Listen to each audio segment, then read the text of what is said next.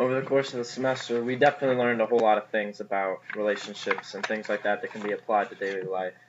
Um, but three things that definitely stuck out to me that I found, I was passionate about and that I really was interested in learning more about was listening, attachment styles, and styles of loving. So, styles of loving are defined as primary and secondary by Julia Wood, and there are three primary and three secondary styles of loving.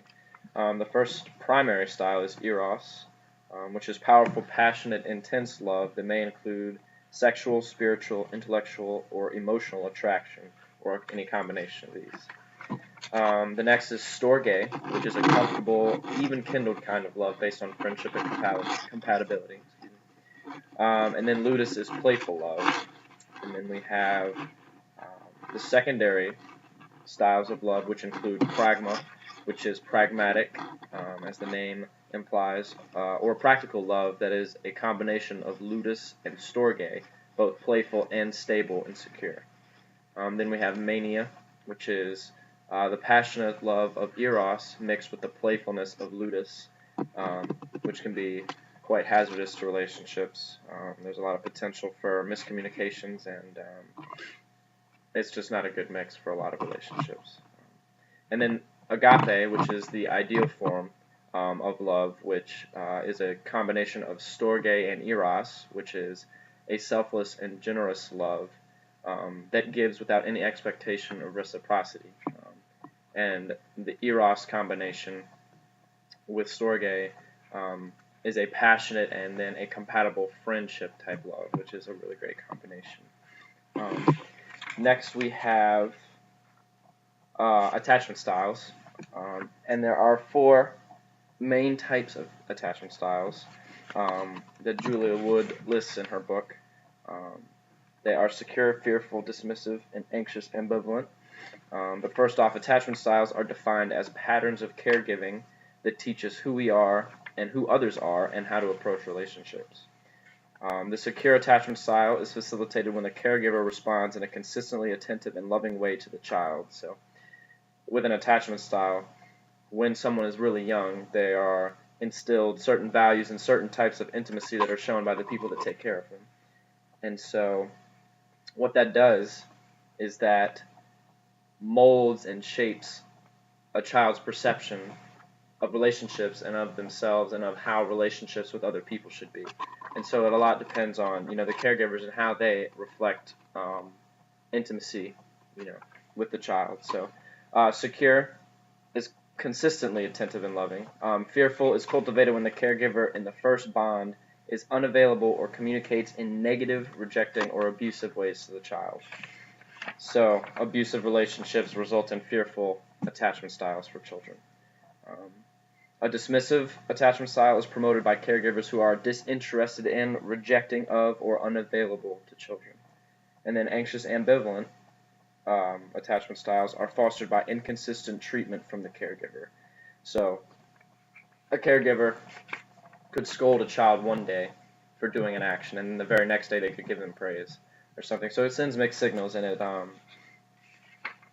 it causes the child to be insecure a lot of the times, just like fearful. In a fearful attachment style, insecurities are often founded and invest themselves in future relationships from a future attachment style. And then we have listening, or more specifically the listening process, which is listed by Julia Wood as an active process, an active complex process, that consists of being mindful, hearing, selecting and organizing information, interpreting communication, responding, and remembering. Mindfulness is being fully present in the moment. So when someone is speaking to you, a mindful person will do his or her best to concentrate on the person speaking and give them their full attention and make them feel like they are truly interested in what this person is saying. So they're not going to be thinking about homework due the next day or anything else, what they're going to do with friends that night. They're solely focused on listening to whoever they're talking to, and it gives them their full attention so they can feel comfortable speaking.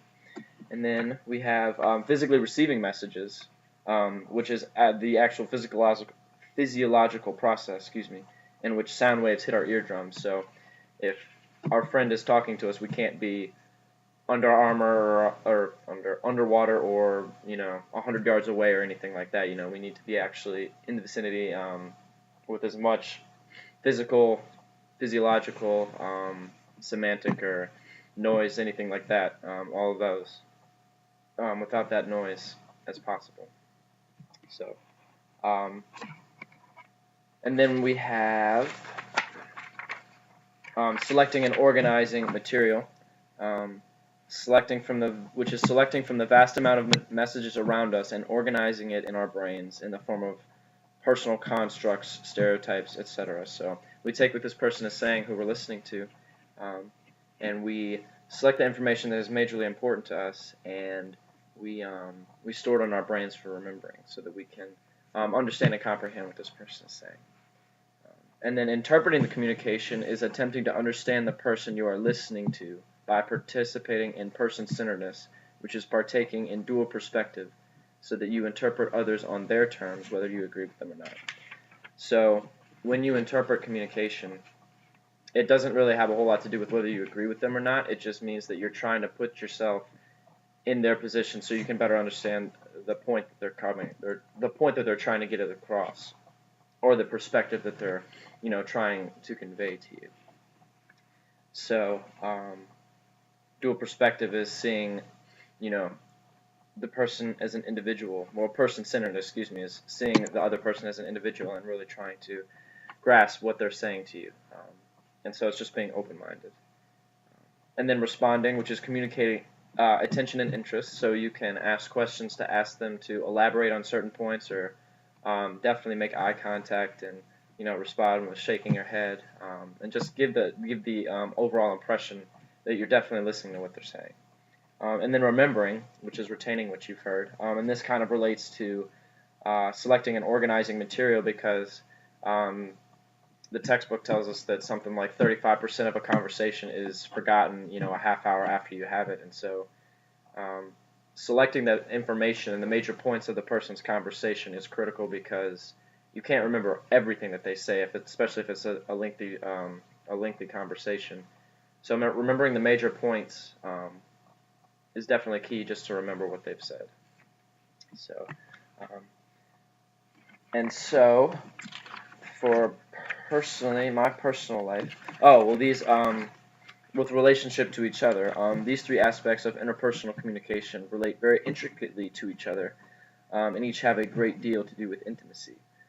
Attachment styles are ways we learn about relationships through how we are raised, and attachment styles can also have a direct relationship with the type of intimacy we respond best to, which is known as a primary style of loving, or love language. Listening relates to both attachment styles and loving, because listening is a way of participating in intimacy and also communicating appreciation and an attempt to understand what the other person is going through. So how these topics relate to my life. In the past, I never really learned about attachment styles exactly, and just the names of them or how they really worked. But my parents got divorced when I was in the 7th grade, and so my dad moved out, and I am an older brother, the oldest brother, and so I have one younger brother, and I guess that was pretty tough. I guess I just assumed the role of the man of the house, I guess you could say, at an early age, at a young age, and so it was difficult, but I think the fact that my interpretation of my parents' marriage was so secure and so fundamentally sound, even though I was really young, I didn't really pick up on some of the signals that may have signaled that they were, struggling a little bit. My dad slept downstairs, but I always thought it was because he snored. And so I guess what I thought as a young child, as a young boy, was, that a marriage, I just expected my parents to view marriage as a lifelong commitment.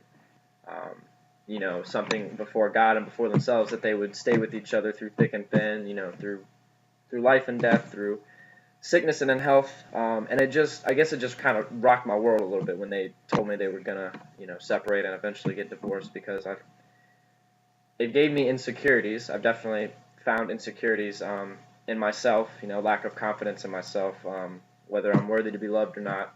I guess subconsciously I definitely feel that a lot. Um, but it's just interesting because I guess you could classify it as a fearful attachment style, even though my parents were never really abusive or neglecting or anything like that. They were never really affectionate to me, not really incredibly affectionate. My dad was always at work. He was getting his doctorate when I was in the 6th grade, in the 5th grade, and he was always at work, and my mom worked, and we had a lot of babysitters. So I guess that the fearful attachment style would be my fit, because I definitely have found insecurities. I guess sometimes I'm not confident in myself.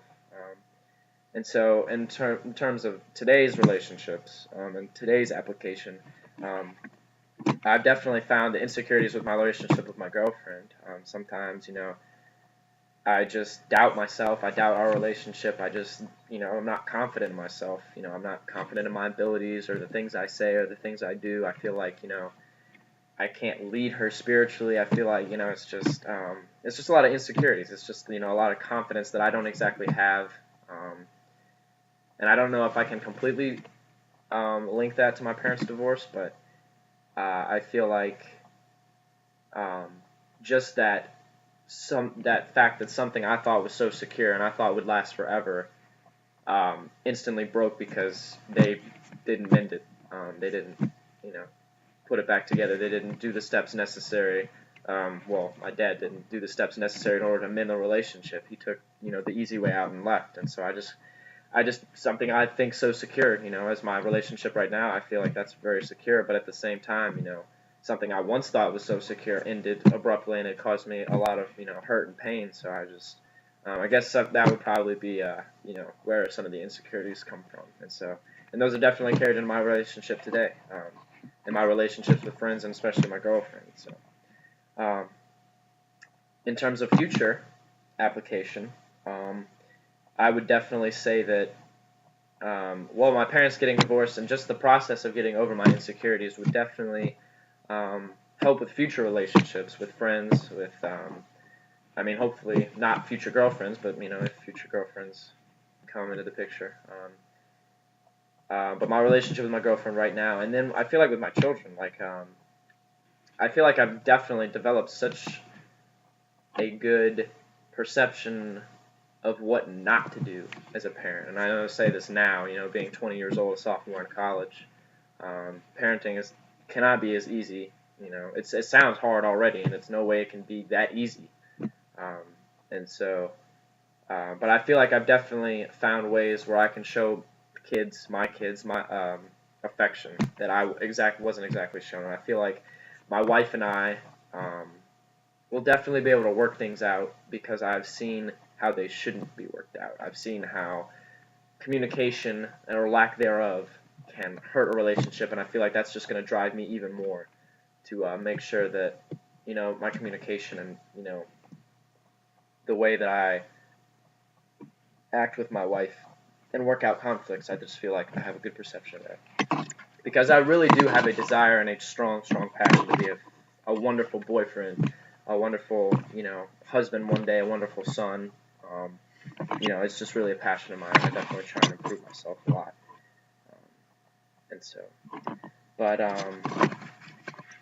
Yeah. That's the reason I chose these topics, is because, I definitely feel a passion to try and better myself, and just make myself a better, a son, a better brother, a better nephew, a better boyfriend, definitely, and preparing myself to be a future husband. I just feel like there's a lot of personal improvements that I can make, and a lot of ways that I can humble myself, just to improve myself, so I can make the relationships that I have with my friends and my girlfriend and my family even better. So it's definitely a personal journey that I'm trying to embark on, trying to improve myself. So in terms of listening, I definitely have a desire to be a great listener as well, and I feel like listening takes effort, and it's something I've discovered through my parents' divorce, that listening is truly helpful, and I would never open up to people unless I felt like they truly wanted to hear what I had to say, and truly wanted to know how I was feeling, because I feel like sometimes people, and I'm guilty of it too, are not sincere listeners, and it takes effort. It takes effort. And after seeing the positive effect that a person can have on me, or someone or people can have on me by listening to what I have to say and just listening to what I'm going through, I have that desire to be a great listener in order to just help other people out and help other people get things off their chest that make them feel so much better, because it feels good to talk about problems, and it doesn't feel good to keep them built up inside. And so I just definitely have a desire to listen to people. I just find it very interesting, and I really like to do it. And so I hope to definitely learn to become a better listener all the way. So I believe that's it. So thank you very much. I appreciate everything. Thanks for a great year, and I hope everything in the future goes well. Thanks for your time.